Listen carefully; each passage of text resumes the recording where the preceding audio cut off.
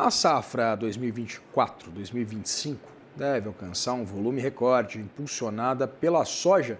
Gustavo Porto, repórter do AgFeed, tem mais detalhes. Por que especificamente a soja agora, Gustavo? Trata-se de alguma questão sazonal ou não? Muito boa tarde. Boa tarde, Vitor. Boa tarde a todos da CNN Money Brasil. Pois é, Vitor, essa safra 2024-25 foi a que foi encerrada em junho último, né? E a produção brasileira de grãos vai ser recorde, né? Já foi encerrada e já tem alguns detalhes para pagar, de acordo com os dados da Companhia Nacional de Abastecimento, a CONAB. Com 350 milhões de toneladas, de acordo com o levantamento divulgado ontem, né, pela Conab, o resultado de um crescimento de 16% acima da safra anterior. E a soja, por quê? A soja é uma cultura do Brasil, choveu bem na hora certa, plantio da soja, né, lá na mesma época, né, setembro, outubro do ano passado, quando começa o plantio, atrasou um pouco, mas choveu bastante durante a safra, o que trouxe um bom desenvolvimento para a lavoura.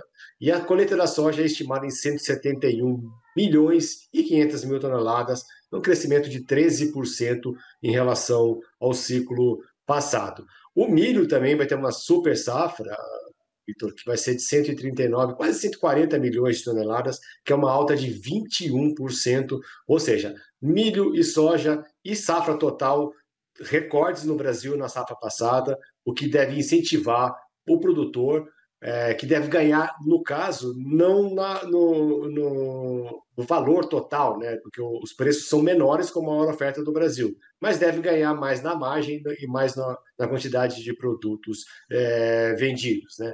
A área total plantada chegou a 81 milhões de hectares, que teve uma alta de 2,3%. É importante destacar isso, Vitor, porque a área cresceu 2,3%, mas a oferta total de alimentos vai crescer quase pouco mais de 16%, com o fechamento da safra passada. Aí a gente tem a expectativa da atual safra, né? A atual safra começa a ser plantada agora, o governo avalia que a safra também pode ser recorde, mas a gente já conversou bastante aqui, né? O crédito está bem mais restrito. A gente lembra que os juros no ano passado, na mesma época do plantio, eram de 10% ao ano, a taxa básica de juros, né? Que os juros do produtor é muito maior, e hoje agora está 50% a mais, está 15% ao ano, ou seja, então, os produtores têm reclamado muito e têm buscado muitas alternativas para o financiamento da safra. No evento da Conab que teve ontem em Brasília, os ministros Carlos Fávaro, que é o ministro da Agricultura, Pecuária e Abastecimento, e o ministro Paulo Teixeira, que é da Agricultura Familiar, do Desenvolvimento Agrário e Agricultura Familiar, centralizaram, elogiaram, né, destacaram, né, a quantidade de alimentos, né, que isso pode favorecer a retomada dos estoques, né, o governo ter comprado para retomar estoques, para poder desová-los na época de preços mais altos de alimentos, né, e também destacaram, né, a quantidade exportada de alimentos e a sustentabilidade. Mas os discursos dos dois centralizaram as críticas ao governo de Donald Trump, que, segundo eles, é o responsável pelos americanos pagarem mais pela conta alta nos preços dos alimentos importados. Os preços dos alimentos estão em queda no Brasil, deflação no Brasil, né, deflação também causada pelos alimentos.